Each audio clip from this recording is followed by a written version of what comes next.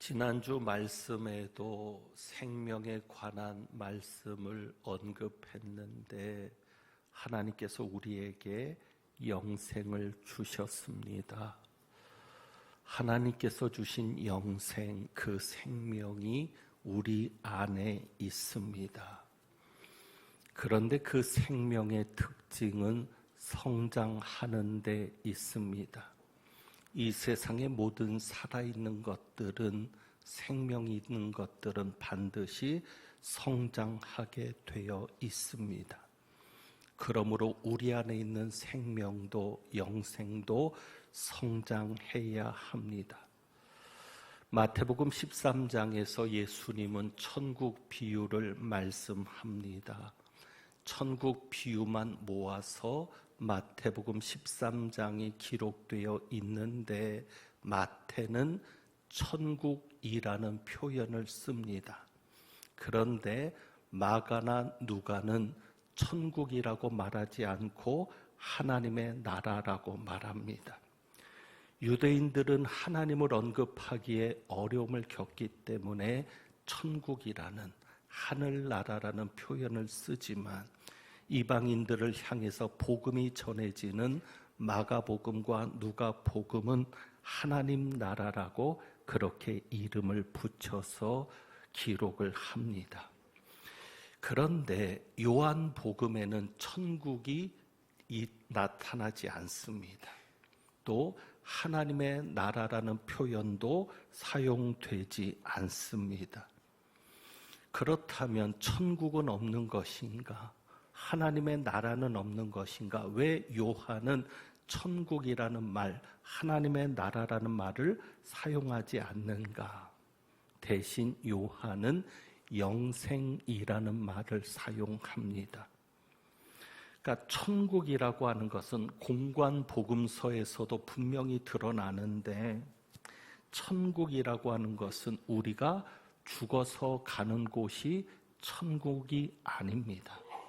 천국은 죽어서 가는 곳만이 천국이 아니라 지금 우리가 천국에서 살고 있는 겁니다. 하나님의 나라가 이미 우리에게 임하여 있는 겁니다. 그래서 죽어서만 가는 곳이 천국이고 죽어서 들어가는 곳이 하나님의 나라가 아니라 우리가 지금 그 나라를 누리고 살고 있는데 요한은 그것을 생명이라는, 영생이라는 말로 대신 표현하고 있는 겁니다. 그러니까 우리가 영생을 가지고 사는 것이 천국에서 사는 겁니다. 우리가 생명을 가지고 살고 있는 것이 하나님의 나라에 살고 있는 겁니다. 그렇기 때문에 마태복음 13장이 말하는 천국 비유는 결국은 영생에 관한, 생명에 관한 비유라고 이렇게 풀어갈 수가 있습니다.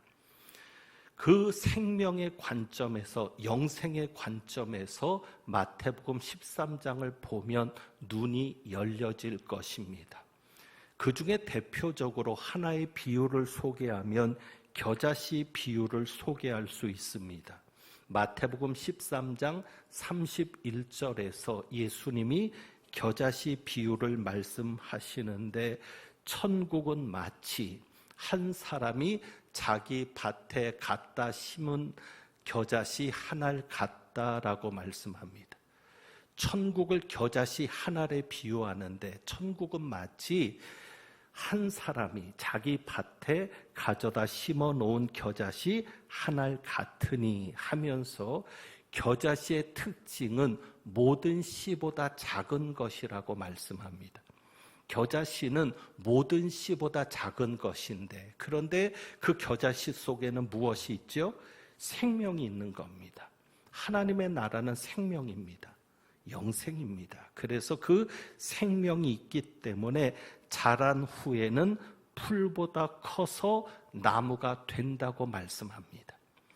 그러니까 천국이 시작될 때는 겨자씨 한 알처럼 작게 시작되지만 그것이 커지는 겁니다. 확장되는 겁니다. 그래서 나무가 되어서 공중의 새들이 와서 그 가지에 깃들이게 된다고 말씀합니다. 결국 천국은 생명인데 그 생명은 성장해야 함을 말씀합니다. 그러니까 우리가 생명을 가지고 있다면, 우리 안에 영생이 있다면 우리는 성장해야 합니다. 성장하는 사람이 되어야 합니다. 그렇다면 과연 내가 얼마나 성장해 있는가, 그것을 보셔야 되죠. 내가 교회를 얼마나 다녔느냐가 중요한 게 아니라 나는 예수를 믿고 영생을 가진 자로 얼마나 성장했는가를 보셔야 합니다. 오늘 말씀의 제목이 물 이야기입니다. 물 이야기. 다시 표현하면 오늘은 물 좋은 사람을 이야기하고자 합니다. 우리 중에 물 좋은 사람이 있습니다. 도대체 물 좋은 사람이 누구인가? 요한복음에는 특별히 물에 관련된 내용들이 자주 나오고 있습니다. 물에 관련된 내용들이 나옵니다. 그런데 이 물은 우리가 어떻게 성장해야 되는지를 보여줍니다. 제가 3가지 종류의 물을 소개할 텐데 이 물은 우리가 이렇게 성장해야 된다는 것을 보여주고 그 물은 어떻게 보면 하나님의 목표를 보여줍니다. 하나님이 왜 우리를 부르셨는지, 하나님이 왜 우리에게 생명을 주셨는지 그 목적을 물에 담아서 우리에게 가르쳐 주시는 겁니다. 그러니까 생명을 주신 하나님의 목적이 이 물에 대한 내용 속에 담겨 있습니다. 자, 그러면 그 물을 한번 살펴보면 첫 번째 물입니다. 첫 번째 물은 요한복음 2장에 나오고 있습니다. 이 첫 번째 나오는 물은 항아리 안에 담겨진 물입니다. 항아리 속의 물. 이 항아리 속의 물, 이것은 우리가 잘 아는 대로 가나안 혼인잔치의 기적 이야기인데 예수님께서 행하신 첫 번째 기적입니다. 항아리 속에 담겨진 물이 포도주로 변하는 기적 이야기입니다. 6개의 항아리가 있었다고 합니다. 그리고 그 한 항아리는 2-3통 드는 물 항아리라고 말합니다. 2-3통의 물을 부어서 채울 수 있는 항아리입니다. 리터로 환산하면 대략 70리터에서 120리터 정도 들어가는 항아리라고 되어 있습니다. 그런데 그 항아리 속의 물이 포도주가 되는 놀라운 기적이 일어났습니다. 우리에게 이 기적은 놀라움을 줍니다. 그리고 소망하게 됩니다. 우리도 물이 변하여 포도주가 되는 기적이 나타나게 하옵소서라고 기도하게 됩니다. 그런데 분명한 현실은 기적같이 물이 포도주가 되었어도, 기적으로 만들어진 그 포도주일지라도 떨어질 때가 있다 없다? 있다. 항아리 속에 포도주가 계속 있는 게 아닙니다. 다 가져가서 사람들이 다 마시면 없어지는 겁니다. 그러니까 기적이 일어났지만, 우리가 정말 기대하는 기적이 일어났지만 그 포도주가 영원히 있는 것은 아닙니다. 여기서 우리의 신앙생활을 주의 깊게 생각해야 합니다. 여러분, 우리에게 기적은 필요합니다. 기적이 일어나야 합니다. 하지만 그 기적을 목적으로 교회 생활을 하면 안 됩니다. 여러분이 교회에 나오는 목적이 기적이 필요하기 때문에, 기적 때문에 교회에 나오는 것이 되면 안 됩니다. 왜? 포도주처럼 영원한 것은 아니거든요. 그 기적이 우리를 영원히 살게 하지는 않거든요. 예를 들어 우리에게는 돈이 필요합니다. 물질이 필요합니다. 그래서 구했더니 기적같이 돈이 들어왔습니다. 그러면 기적같이 그 들어온 돈이 한 푼도 나가지 않고 그대로 있습니까? 아닙니다. 다시 돈이 떨어질 때가 오는 겁니다. 우리는 하나님의 은혜로 병이 나음을 체험했습니다. 그러면 내가 병 나음을 체험했다고 해서 죽을 때까지 병에 한 번도 안 걸리고 영원히 건강하게 살 수 있느냐? 아닙니다. 그 병은 치료받았지만 다른 병으로 아플 수 있습니다. 기적은 그런 겁니다. 그 순간 내가 기적을 체험했다고 해서 그 기적이 나를 영원히 살게 하지 않습니다. 그러면 왜 기적을 체험하게 하시는가? 기적은 믿음을 위해 필요합니다.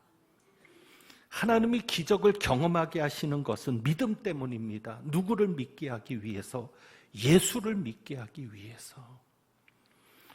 그래서 어찌 보면 이미 믿음이 좋은 사람은 기적을 경험하지 못할 수 있습니다. 왜? 기적을 체험하지 않아도 믿음이 있으니까.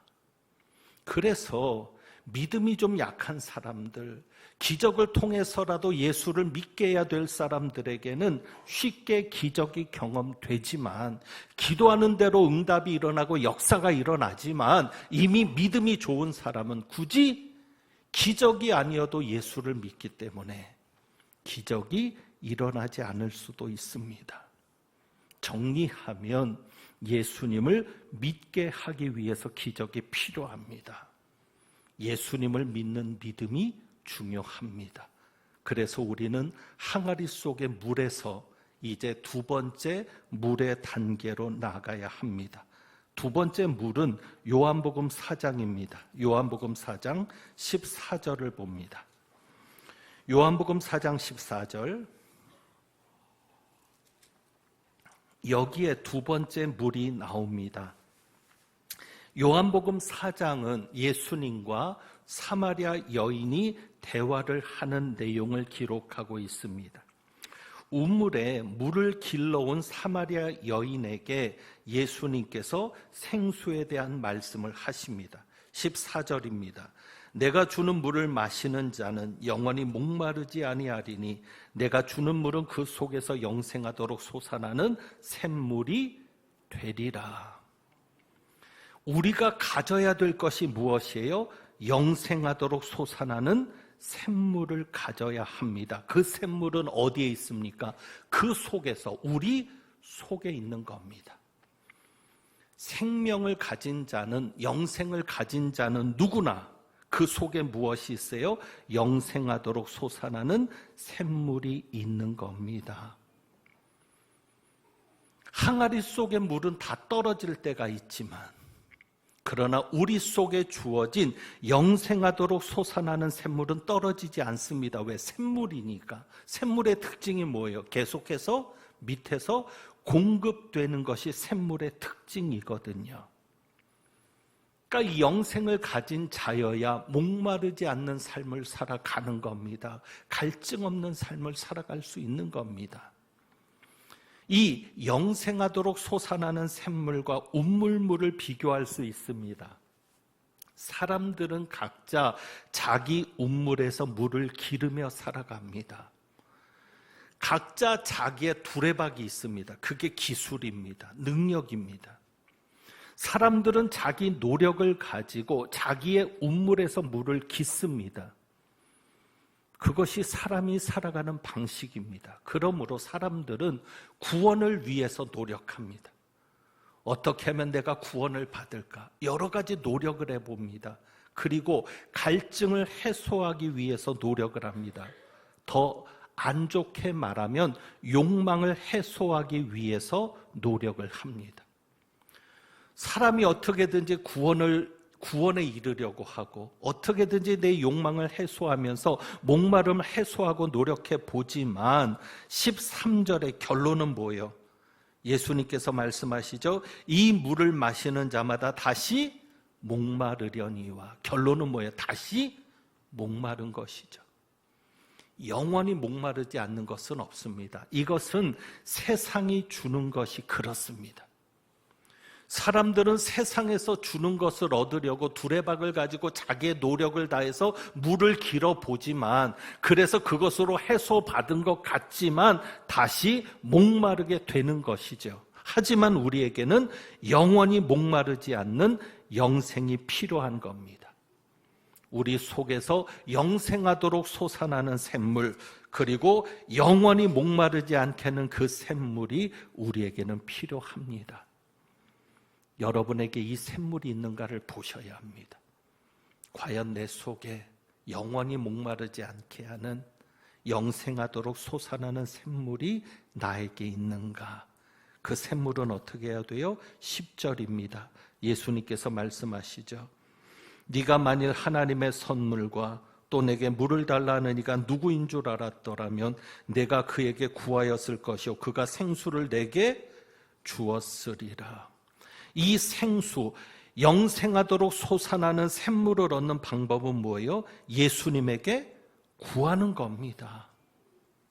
방법은 없습니다. 내가 노력하는 게 아니라 나는 그저 예수님에게 구하면 예수님이 주시는 겁니다. 그런데 왜 우리는 영생하도록 솟아나는 샘물을 구하지 않는가? 두 가지 때문입니다. 거기에 보면 10절이죠. 네가 만일 하나님의 선물을 알았더라면, 우리의 관심은 하나님의 선물에 있지 않아요. 세상 사람들이 두레박을 가지고 길어내는 것처럼 우리의 관심은 돈에 있고 명예에 있고 권력에 있고 만사 형통에 있고 성공에 있으니까 정작 하나님이 주시고자 하는 선물에 대해서는 관심이 없어요. 우리가 교회 생활을 하는 이유도 세상 사람들이 구하는 것을 하나님을 통해서 얻으려고 하는 것이지, 정작 하나님이 내게 주시고자 하는 선물이 무엇인가에는 관심이 없어요. 그러니 기도를 해도 생수를 구하지 않는 것이죠. 또 한 가지의 문제는 예수가 누구인지를 모르는 겁니다. 예수님이 누구인지를 알려는 생각조차 없습니다. 그냥 예수는 4대 성인 중에 한 사람, 예수는 그냥 위대한 선생, 위대한 사람. 만약에 우리가 예수를 제대로 안다면 우리는 그에게 생수를 구하게 됩니다. 그럴 때 예수님께서 우리에게 생수를 주시는 거죠. 그래서 생수를 얻을 때도 이 생수가 우리 속에서 영생하도록 솟아나는 샘물이 되게 하는데도 기도가 필요합니다. 예수님에게 구해야 합니다. 주님, 영생하도록 솟아나는 샘물이 내 속에 있게 하소서. 그래서 내가 영원히 목마르지 않게 하소서. 그리고 중요한 것은요, 솟아나는 샘물입니다. 그러면 이 샘물이 어떻게 해야 돼요? 계속 솟아오르게 해야 돼요. 그래서 기도가 필요한 겁니다. 만약에 우리가 기도 생활을 안 하면은요, 이 생수가 그쳐요. 솟아오르던 생수가 멈춰요. 그러면 내가 죽어가는 현상이 발생하는 거예요. 영적으로 죽어가는 거예요. 육체는 멀쩡하더라도 영적으로 죽어가면 어떤 현상이 나오냐면 기도하기가 싫어져요. 언제부터인가 기도가 싫어지고 교회 나가는 게 싫어지고 교회라는 게 의미 없어지고 예배 드리는 것도 싫고, 그게 뭐예요? 내가 죽어가고 있다는 거죠. 영적으로. 영생하도록 솟아나는 샘물이니까 계속 샘물이 흘러야 내 생명이 유지가 되는데, 기도로서 그 영생의 샘물을 흐르게 하지 않으면, 막히게 되면 나도 죽어갈 수밖에 없다는 겁니다. 영적으로. 그래서 살았다는 이름은 가졌으나 실상 죽은 자가 되는 것이죠. 두 가지를 확인하십시오. 내 안에 영생하도록 솟아나는 샘물이 있는가? 그리고 그 샘물이 계속 흘러서 내 생명을 유지시켜 주는가? 그런데 이것도 하나님의 완전한 목적은 아닙니다. 더 나가야 합니다. 세 번째 물이 있습니다. 그것이 오늘 말씀에 있는 요한복음 7장의 물입니다. 38절입니다. 예수님께서 말씀하시죠. 나를 믿는 자는 성경의 이름과 같이 그 배에서 생수의 강이 흘러 나오리라. 세 번째 물은 무슨 물이에요? 생수의 강물. 우리 안에 있는 영생하도록 솟아나는 샘물이 이제는 무엇이 돼야 돼요? 강물이 돼야 돼요. 여러분 속에 그냥 샘물로만 있으면 안 돼요. 강물이 되어야 돼요. 왜? 샘물은 나만을 유익해 하지만, 샘물은 그냥 나만을 유익하게 하는 거예요. 나만을 살아있게 하는 거예요. 그러나 강물은 나만을 살아있게 하는 것에서 끝나지 않고 다른 사람을 살리는 겁니다. 그게 강물입니다. 여러분, 샘물을 가지고 나무를 자라나게 할 수 있나요? 없어요. 샘물을 가지고 나무를 성장하게 하고 열매 맺게 할 수가 없어요. 에스겔서 47장에 보면 성전에서 나오는 물이 있습니다. 나중에는 헤엄쳐 건널 수 없을 정도로 큰 강물이 되어 흐르는데 점점 큰 강물이 돼야 되거든요. 그런데 이렇게 말씀합니다. 7절에는 강 좌우편에 나무가 심이 많았다. 강물만이 나무를 살릴 수 있고 열매 맺게 할 수 있거든요. 그리고 9절에는 이렇게 말합니다. 이 강물이 이르는 곳마다 모든 생물이 살고. 왜 우리가 생수의 강이 우리에게서 흘러야 되는 줄 아세요? 그래야 나 때문에 가정이 살고, 나 때문에 자식들이 살고, 나 때문에 교회가 살고, 나 때문에 이 나라 이 민족이 사는 거거든요. 샘물만 되면 나만 살아가는 거예요. 그리고 또 한 가지, 강물은 지형을 변화시키는 겁니다. 샘물은 지형을 변화시키진 않습니다. 그러나 강물이 되어 흐를 때 지형을 변화시킵니다. 사막에 강줄기가 생기게도 하고 굽은 강줄기를 직선으로 뻗게도 하는 것이 강물입니다. 이것은 내게서 생수의 강이 흘러야 나로 인해서 주변의 사람들이 변화되는 역사가 일어난다는 것입니다. 여러분 한번 돌아보죠. 과연 나 때문에 죽은 자가 살아나는 역사가 얼마나 있었는가?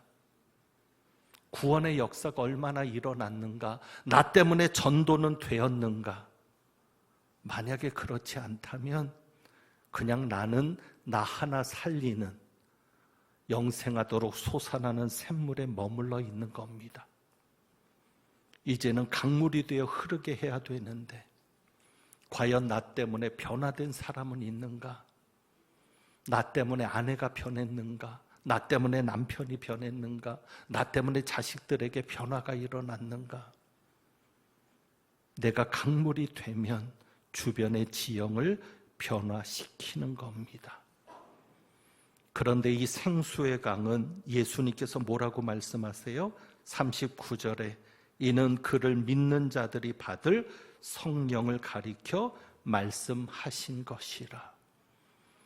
우리가 예수를 믿는 것에 만족하는 게 아니라 성령 충만을 받아야 될 이유가 여기 있습니다.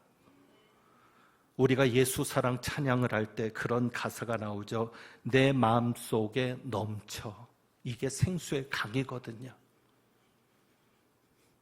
그러니까 성령께서 충만하게 나를 통해서 역사해야 됩니다. 그렇다면 이 성령 충만은 어떻게 받을 수 있는가? 37절에 간단하게 예수님께서 이렇게 말씀하시죠. 누구든지 목마르거든 내게로 와서 마시라. 어떻게 해야 돼요? 성령 충만하려면, 내게서 성령의 강이, 생수의 강이 흐르려면 어떻게 해야 돼요? 목말라야 되거든요. 사모해야 됩니다. 그런데 왜 사모하지 않아요? 목마르지 않거든요. 사실은 영적으로는 목마른데 모르고 사는 거예요. 왜? 세상 것에 갈증을 해소한 것처럼 착각하니까. 정말 내가 영적으로 얼마나 목마른 자인지를 알아야 합니다. 의에 줄이고 목마른 자가 복이 있나니. 정말 내가 목마르게 성령님을 사모해야 성령께서 나를 통해 역사하시거든요. 그리고 또 한 가지가 있습니다. 39절에 예수께서 아직 영광을 받지 아니하셨으므로 성령이 아직 그들에게 계시지 아니하시더라. 이것은 역사적으로 그대로 이루어졌는데 예수님이 영광을 받지 않으셨다는 것은 역사적으로 예수님께서 십자가에 죽으시고 부활하시고 승천하지 않으셨기 때문에 아직 성령이 계시지 않았다, 그런 내용이죠. 실제로 예수님이 십자가에 달려 죽으시고 사흘 만에 부활하신 다음에 40일 후에 승천하셔서 하나님 보좌 우편에 앉아서 영광을 받으실 때 성령이 10일 후에 오십니다. 역사적으로는 그것을 말하지만 이것이 우리에게는 이렇게 적용이 됩니다. 예수님께서 영광을 받으셔야만 성령이 오십니다. 무슨 얘기냐면 내가 사모하는 것으로만 끝나서는 안 돼요. 성령을 사모하고 내 삶에서는 누구에게 영광을 돌리는 삶을 살아야 돼요? 예수님에게 영광 돌리는 삶을 살아야 돼요. 내가 영광 받아서는 안 돼요. 예수님이 영광 받으시도록 하면 성령이 오셔서 나를 주장하시는 겁니다. 그래서 내게서 생수의 강이 흐르는 겁니다. 오늘 요한복음을 통해서 세 종류의 물을 말씀을 드렸습니다. 우리는 성장해야 합니다. 항아리 속의 물을 통해서 우리는 예수를 믿게 됐습니다. 놀라운 기적도 경험하고 정말 하나님의 역사 아니고는 설명할 수 없는 기적을 통해서 예수를 믿게 되고, 그래서 우리는 영생하도록 솟아나는 샘물을 가진 자가 되었습니다. 그런데 나 혼자 사는 것으로 만족하는 게 아니라 내 속에서 생수의 강이 흘러야 됩니다. 그래야 가족이 살고 주변의 사람들이 사는데, 이번에 한가위 명절 때 또 식구들을 만날 것이고 친지들을 만날 겁니다. 생수의 강이 흐르는 사람들은 이 만남을 통해서 구원의 역사가 일어나는 겁니다. 그래서 우리 안에서 이 생수의 강이 흘러서 살리는 사람이 되어야 하고 변화시키는 사람이 되어야 합니다. 여러분이 목표를 가지고 기도해야 합니다. 그것이 뭐냐면 영생하도록 솟아나는 샘물이나 또 생수의 강이나 방법은 똑같습니다. 생수를 주었으리라 할 때도 예수님 뭐라고 말씀하셨죠? 네가 나에게 구하였을 것이요 내가 너에게 생수를 주었으리라. 그러니까 영생하도록 솟아나는 샘물도 구하는 겁니다. 그리고 생수의 강도 뭐예요? 누구든지 목마르거든 내게로 와서 마시라. 예수님에게 와서 구하는 겁니다. 그러면 예수님이 마시게 해서 생수의 강이 흐르게 하는 겁니다. 그러니까 여러분 다 잊어버려도 오늘 한 가지만 기억하세요. 내가 기도하자. 이제부터 정말 기도하자. 영생하도록 솟아나는 샘물을 위해 기도하고 내 속에서 생수의 강이 흘러서 우리 가정을 살리고 이 나라 이 민족을 살리는 사람이 되도록 내가 정말 기도하자. 그러면 나머지는 누가 하세요? 하나님이 하시잖아요. 말씀을 맺습니다.